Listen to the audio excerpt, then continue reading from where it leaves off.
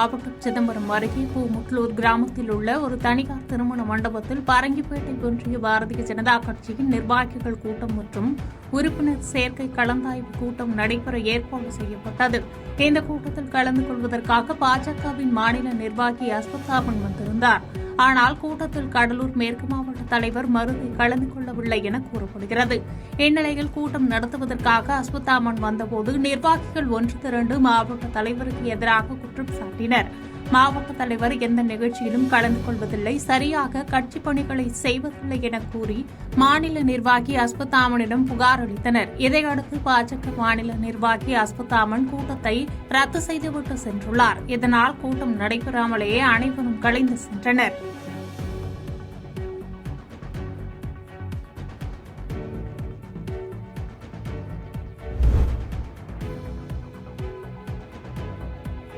கடலூர் மாவட்டம் புவனகிரி அருகே உள்ள கும்மிடிமூலை ஊராட்சியில் தனியார் பவுண்டேஷன், கடலூர் தனியார் மருத்துவமனை, விருத்தாசலத்தில் உள்ள தனியார் கண் மருத்துவமனை மற்றும் தனியார் வங்கி இணைந்து இலவச பொது மற்றும் கண் மருத்துவ முகாம் ஊராட்சி ஒன்றிய அரசு பள்ளியில் நடத்தியது. முன்னதாக இந்த முகாமை ஊராட்சியில் பணிபுரியும் தூய்மை பணியாளர்கள் குத்துவிளக்கு ஏற்றி துவக்கி வைத்தனர். மேலும் அவர்களை கௌரவிக்கும் விதமாக தூய்மை பணியாளர்களுக்கு பொன்னாடை போர்த்தி கௌரவிக்கப்பட்டது. இம்முகாமில் பொது மருத்துவ மற்றும் இலவச கண் பரிசோதனை மேற்கொள்ளப்பட்டது. இதில் திரளான பொதுமக்கள் கலந்து கொண்டு பயனடைந்தனர். தூய்மை பணியாளர்களை முன்னிறுத்தி முகாமை துவக்கி வைத்து அவர்களை கௌரவப்படுத்திய சம்பவம் பார்ப்போரை நெகிழ்ச்சியில் ஆழ்த்தியது.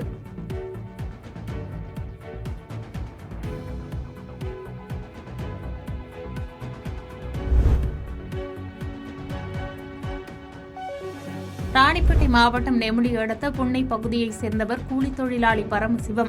இவருக்கு 2 மகன்கள் மற்றும் ஒரு மகள் இருந்த நிலையில் வீட்டின் அருகே உள்ள மீன்குட்டையில் குளித்தபோது மூத்த மகன் தினேஷ் மற்றும் மகள் சுப்ரியா ஆகிய இருவரும் நீரில் மூழ்கி உயிரிழந்தனர். தகவல் அறிந்து சம்பவ இடத்திற்கு வந்த நெமிலி காவல்துறையினர் குட்டையில் மூழ்கி உயிரிழந்த 2 உடல்களையும் கைப்பற்றி பிரேத பரிசோதனைக்காக அரக்கோணம் அரசு மருத்துவமனைக்கு அனுப்பி வைத்து விசாரணை நடத்தி வருகின்றனர். பள்ளி பயின்று வரும் அண்ணன் தங்கி குளிக்க சென்ற பொழுது இறந்த சம்பவம் அப்பகுதியில் பெரும் சோகத்தை ஏற்படுத்தியுள்ளது.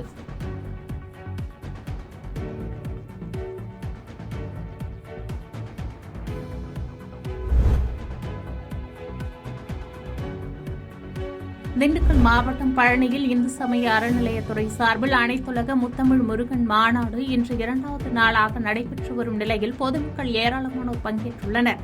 இந்த நிலையில் வருகிற 30ஆம் தேதி வரை மாநாட்டில் அமைக்கப்பட்டுள்ள அரங்கங்கள் செயல்படும் என்றும் கூட்ட நெரிசல் ஏற்படுவதை பொதுமக்கள் தவிர்க்க வேண்டும் என்று மாவட்ட ஆட்சித்தலைவர் பூங்கொடி அறிவுறுத்தியுள்ளார்.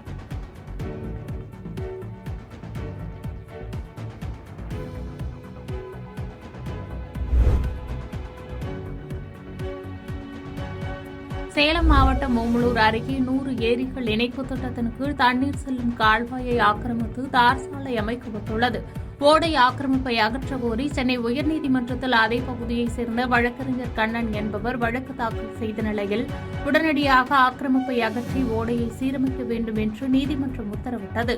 அதன் பிறகு ஆக்கிரமிப்பை அகற்றும் நடவடிக்கை எடுக்கவில்லை. ஓடையை ஆக்கிரமித்து போடப்பட்டுள்ள சாலை மற்றும் ஆக்கிரமிப்புகளை அகற்றி ஏரிகளுக்கு தடையின்றி தண்ணீர் செல்ல நடவடிக்கை எடுக்க வேண்டும் என்று கோரிக்கை எழுந்துள்ளது.